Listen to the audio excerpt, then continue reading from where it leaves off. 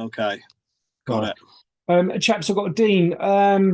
Dean, you're another one of these where we're entirely grateful because you're going to be doing the free peaks.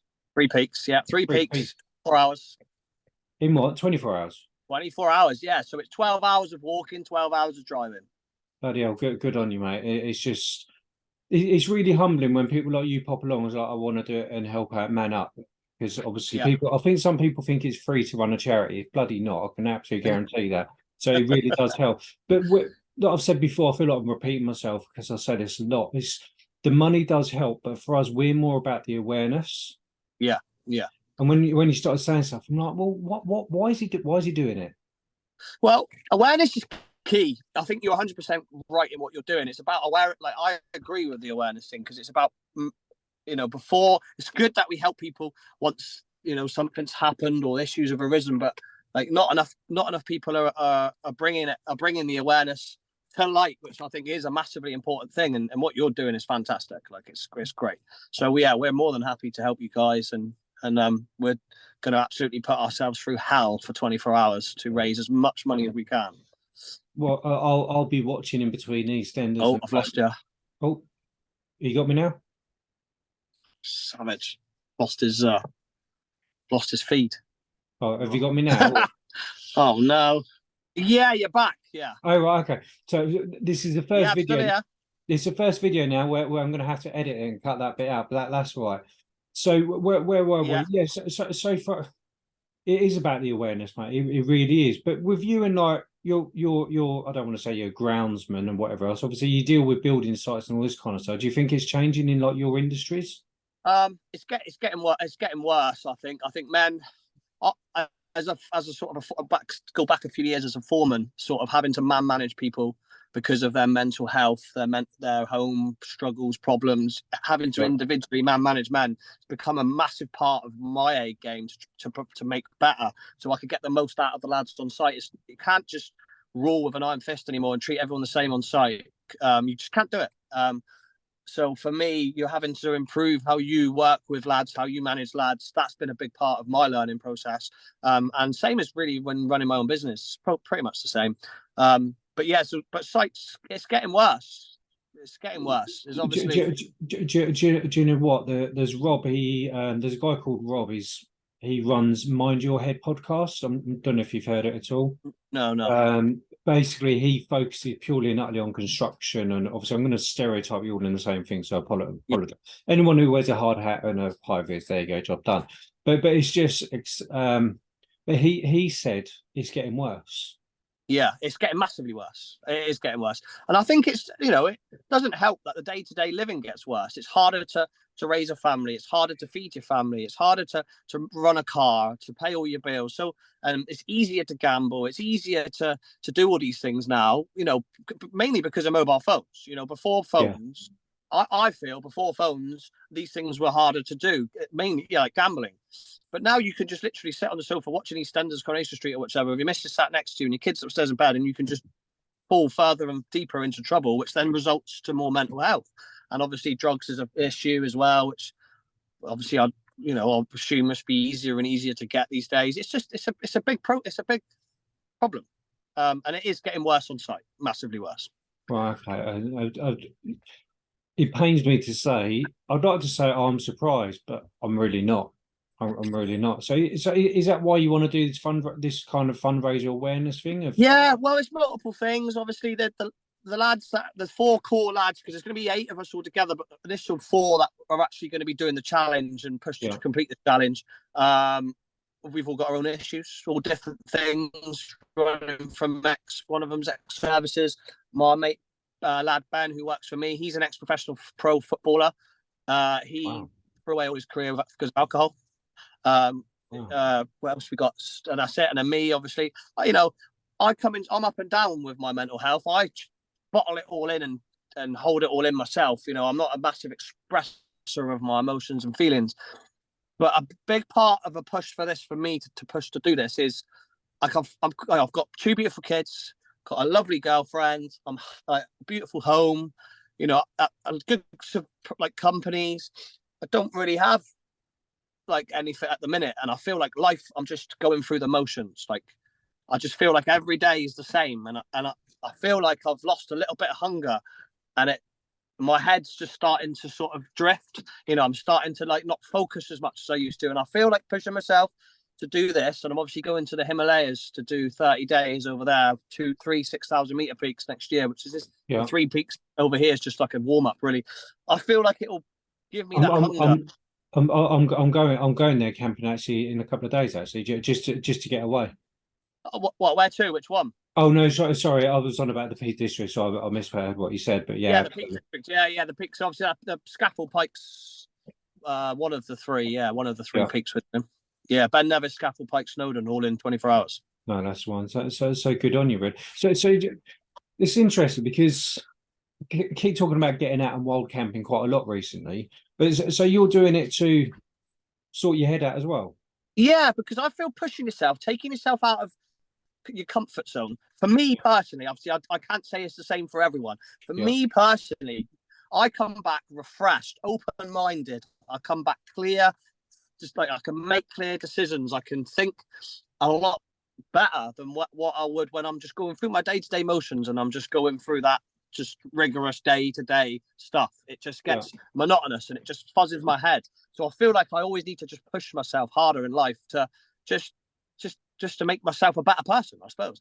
And I can look back at it and say, God damn, I've just done that. Wow, like I am good, so I am worth something, and I can do better, and I get my hunger back, And it's obviously different for all the lads. We all have our own stories. We're going to do a little. I've paid for a videographer, so we're taking 2 GoPros. So I'm going to make a video so we can all keep and remember it, and you can use it if you wish to. It just shows all it's going to show our banter, our camaraderie, and it's just going to show the whole story in 24 hours, zip down to like a little 5-6 minute video or something like.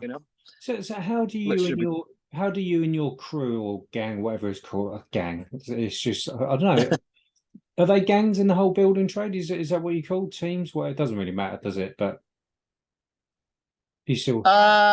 No, the lads. So they don't all work for me. Only one of them works for years. Well, actually, they're all. I've known them all through the construction industry, but we've all just stayed in touch.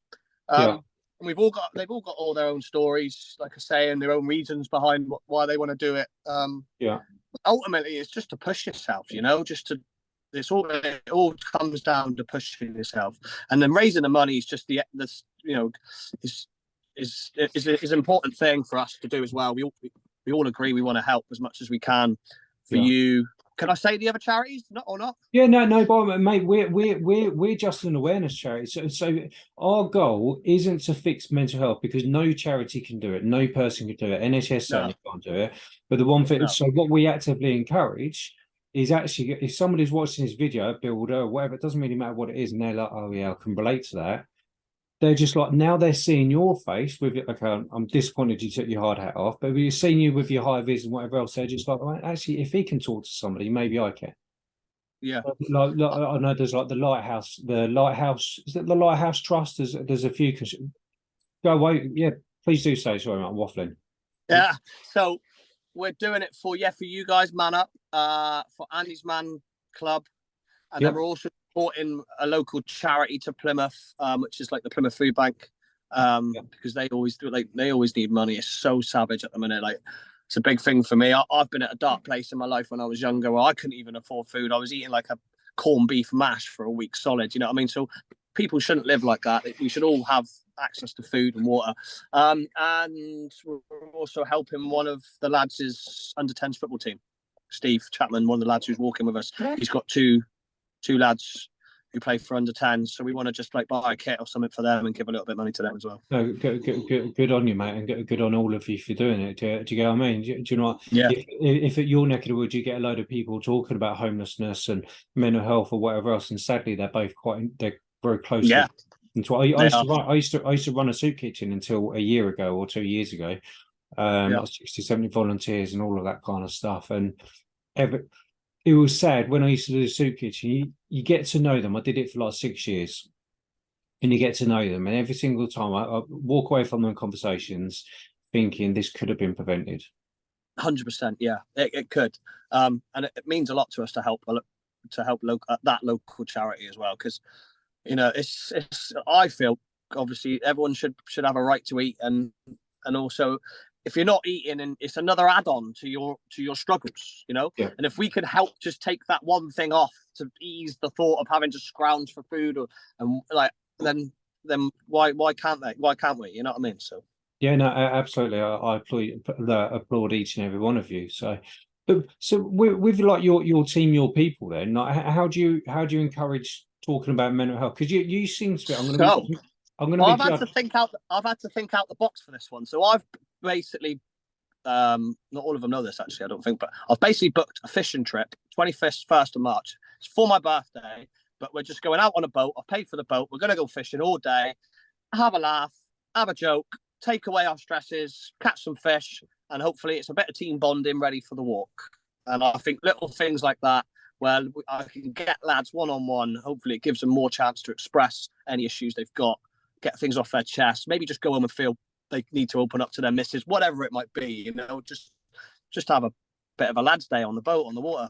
No, absolutely good on you, mate. Do you find one of the most vocal points we say, especially on MANUP, especially for the straight ones, is we find that many conversations I've had is always, and I think there's a good couple of hundred of these conversations I've had now with people all over, but with the straight ones, is always like they don't ever tell the last person for them to speak to is the missus. Yeah, it always is. No, absolutely. And the thing what I've said many times now, purely because I'm married, I've been there myself, is in a straight relationship, the minute you don't start talking to your missus about, I don't know, a debt or just something's just a bit shite, do you know what I mean? She will notice quicker than we probably do. And then when she's trying to talk to you, saying, Dean, what's going on? What's going on? Nothing, like borderline coming across like an arrogant prick sometimes. But we can all dance that line, can't we? And then she'll start doubting herself. And when she starts doubting herself, she'll get her friends involved. Say, is it him or is it me? And then you've got the friends. Now it's him. He's being. They all turn into the best detectives in the world, don't they? Yeah, no, absolutely. But then even worse, if she gets the mum involved, you might as well get a bloody divorce. Do you get me? So then, then you've got a relationship problem as well as everything else. But actually, sometimes I found, because I had a little bit of a gambling problem, I don't know, 5-6 years ago, and it was more just a boredom thing, I think. And I used to lie about money and gambling, how much I'd lost, how much I won, because obviously I didn't want to tell her I'd won sometimes, because I didn't want her to know what money I had. You know what I mean? So it was all petty small little white lies, but she knew. She wasn't stupid. And then she would query me and ask me, and then the white lie got bigger, and then she'd carry on querying and asking a couple of weeks later, and the lie would get bigger again. And then obviously then it turned into a massive issue, and it was like, she was like, why are you hiding it from me? Just tell me. Yeah. You know, I've been with you for like 6 years. Why don't you just be honest with me and tell me? Yeah. And it was a big eye. Yeah, 100%. Yeah, I'm still with her now. Well, we've just had a little bit of a rough patch. We've had like a year break.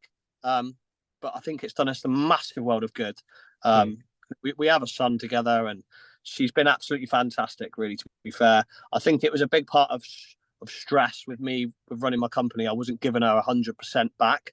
And it's just took us a bit of a gap year. Well, obviously we've still been sort of together in the year, but we've I just moved out. We just give each other a bit of space, and I think it made me refocus a little bit to make me realize I was kind of walking all over a little bit by not giving her enough, if you know what I mean. But it's so hard when you run your own company. It's like having another child. You know, it's like having a child, and you're nurturing it and growing it and plowing everything into it. Like all my money went into it to try and get it off the ground. So, and even when it kind of got easier to manage and run, you still find yourself just not switching off when you get home. And, I run a couple of businesses myself, and obviously a charity. It's a bloody nightmare just to switch off. Sometimes it really is so hard to switch off. And normally the only time I can kind of switch off is the time of night with the routine with my son. So if I like sort of made him tea and put him to bed, that would be when I could switch off. But up until then, it would never happen. I'd be on the iPad, on the, going through admin, because obviously I had no admin staff, and I was just doing it all myself. And it was just like so draining. You get up at 5:30 in the morning and you're still working at 8-9 o'clock at night. It was savage. It was we worked on it, and we're fine. We're doing okay. Oh, good on you. I appreciate your honesty as well, mate. This is one of the reasons why we don't script the videos.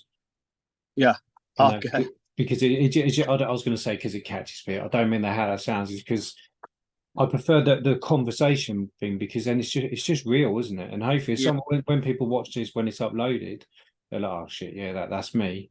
And Mm. hopefully they'll be like, it's contacting this charity. Well, actually, let's ignore all of that stuff. Speaking to the people in their life first, Yeah.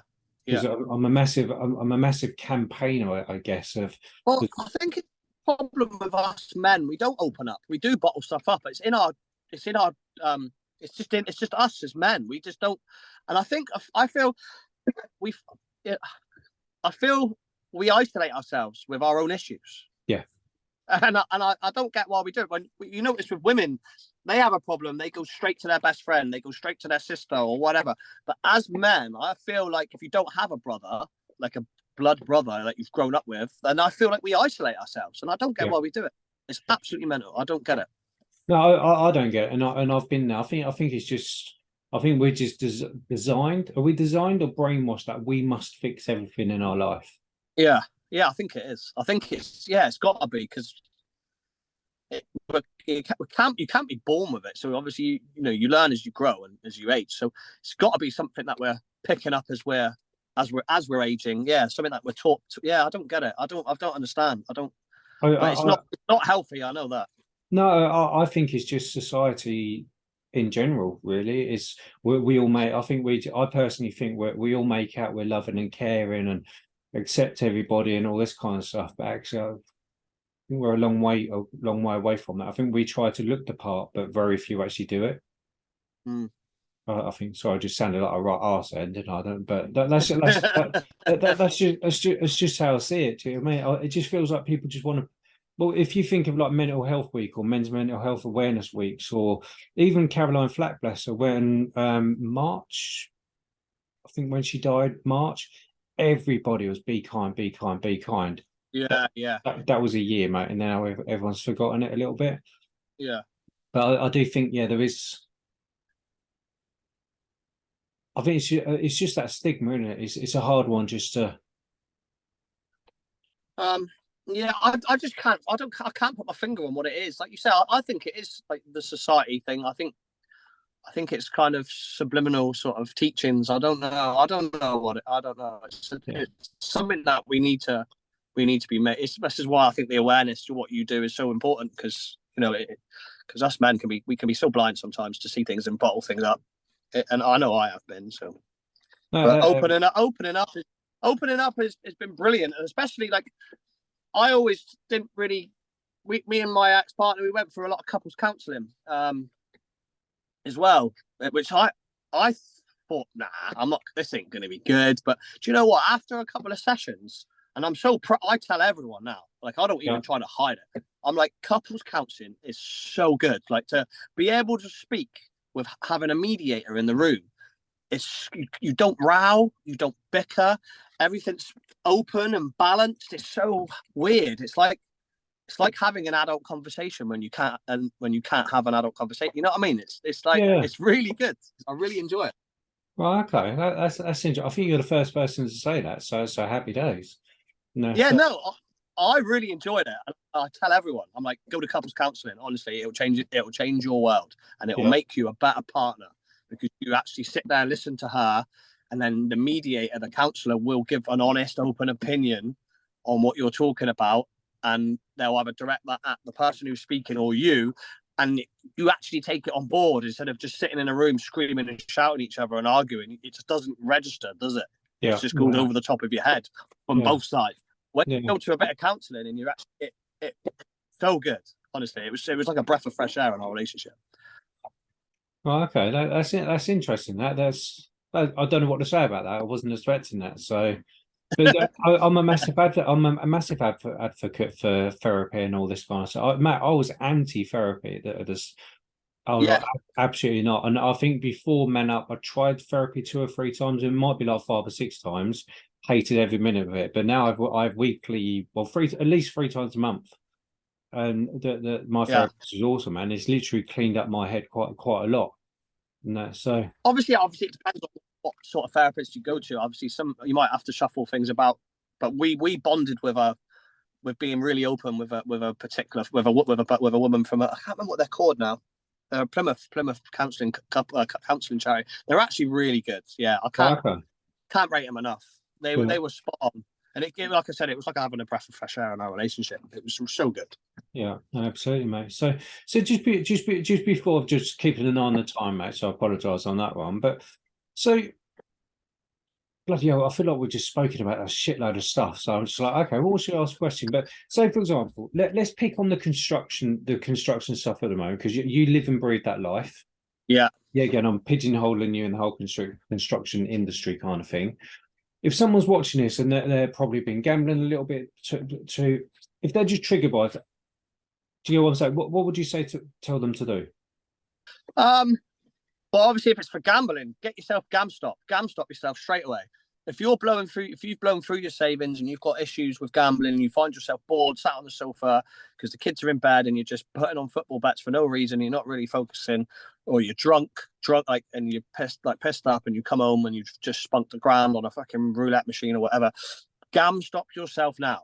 That is the first step to getting off. As soon as you GamStop yourself, you're banned from all the gambling sites and bosh.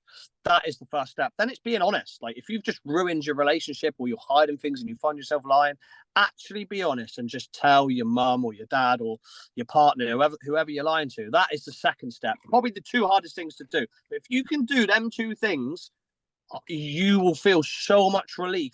So much will just be burden will be taken off your back. And that will is the first, and I can't really tell you anymore, to be honest. You know, unless you go to someone who specializes in this. But for me, doing them two things, it's such a relief. No, honestly, just a massive burden taken off my shoulders. It was huge. So at one moment did you go, oh shit, maybe I've got a problem? What was? How did you know you had a problem? You did say you had a problem, didn't you? Yeah, a little bit of a problem. I'd won a lot of money, so I managed to pay for us to go to Cuba. I think I won about 18 grand over the period of about 6 months in my betting account, and then I paid for a first class, all inclusive holiday in Cuba. We had everything and then when I come back from Cuba, it was like, God, I can do this. I can continue to earn certainly like a large amount of money, and bosh, just completely just loss. Yeah. Just ended up with absolutely nothing. Then I'm using my wages again, and then there was nothing left. So I was having to lie to borrow money off of like my missus's stepmom or whatever, just to buy shopping at the end of the week, you know. And it was like that was the realization of like, shit, like this is not right. So this needs to stop. And I looked into it a little bit, and GamStop was the first thing I'd done. And then it was like, I need to stop lying to this girl, because you know she does everything for me. So why do I need to lie to her? You know, and that was hard. But as soon as I'd done that, honestly, it was so good. It felt so good afterwards, because you don't want to lie to your people who you love, do you? Really, you know? Yeah, absolutely. That was a good call, mate. That was a very honest conversation, so I massively appreciate that one. Well, I feel like getting things off your chest helps you mentally. Like I say, if you can be honest with your girlfriend and speak about it, then what you'll then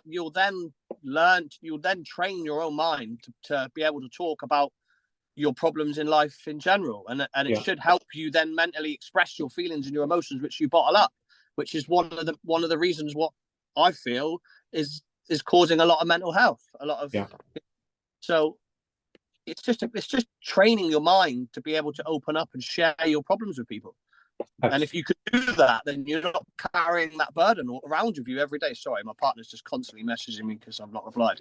And yeah, I feel like you don't need to carry burdens. If you're carrying burdens, then you're stressing your own mind out, and you don't need to be doing that. You've got to share and let other people carry them burdens with you and help you.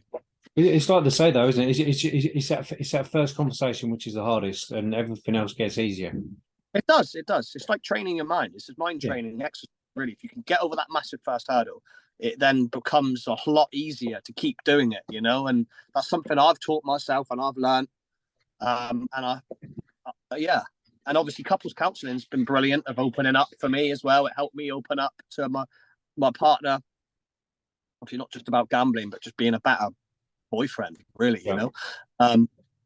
And there now I take things in my stride now, you know. I just take life as it comes, enjoy every day, and I'm feel mentally healthy. I'm just going through these motions at the minute, and I've just got this niggling thing in the back of my head that I don't want to slip again.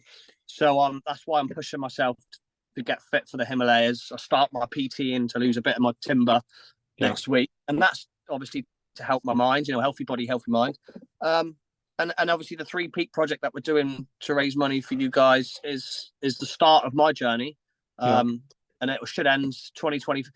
If I can complete the 6,000 meters in the Himalayas next year, I want to push myself to do Everest in 2025, and then I'll be happy.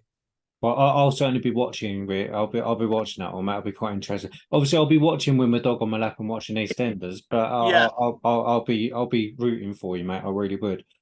But I want to try and continue to raise money for all three of these events as well. I don't just want to do it for the Three Peak project. I want to do it for the Three Peaks in the Himalayas next year, and then obviously when I come to do Everest the year after 2025, that'll be for charity too. So it's something that I'll want to continue to do for the next few years, is help out as much as I can, because, you know, people have helped me get to where I am now. So why can't I return the favor? You know, I think it's the right thing to do. So, and on that bombshell, I think we're done on that recording button. I think that's a bloody good ending, mate.